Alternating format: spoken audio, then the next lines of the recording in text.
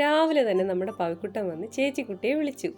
ചേച്ചിക്കുട്ടിയാണേൽ കാല് കഴുകുന്ന തിരക്കിലാണ്. പാവം പവിക്കുട്ടനെ മൈൻഡാക്കുന്നേയില്ല. അതിൻ്റെ വിഷമത്തിലാണ് ആള് നിൽക്കുന്നത്.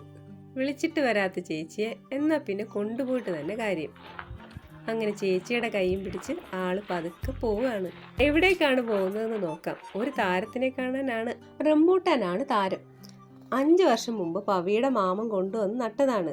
പെട്ടെന്ന് ആരുടെയും ശ്രദ്ധപ്പെടുന്ന സ്ഥലത്തല്ല നട്ടത്. പൂക്കാൻ തുടങ്ങിയപ്പോഴാണ് ഇങ്ങനൊരു മരം ഇവിടെ ഉണ്ടായിരുന്നു എന്ന് ഓർത്തത്.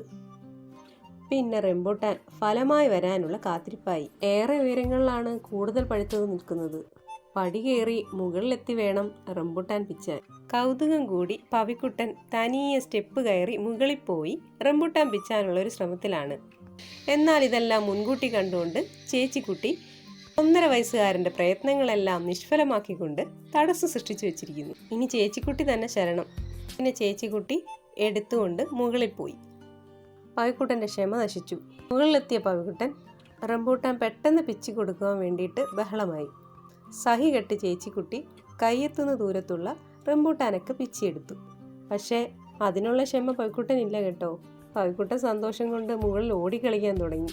അങ്ങനെ നമ്മുടെ റംബൂട്ടാൻ്റെ ആദ്യത്തെ വിളവെടുപ്പ് പവിക്കുട്ടൻ്റെ സന്തോഷത്തോടെ നടന്നു. അങ്ങനെ ഒരു കൈ നിറയെ റംബൂട്ടാൻ കിട്ടിയ സന്തോഷത്തിലാണ് ആള്. അങ്ങനെ ഒരു കുഞ്ഞു വിളവെടുപ്പ് കാലം.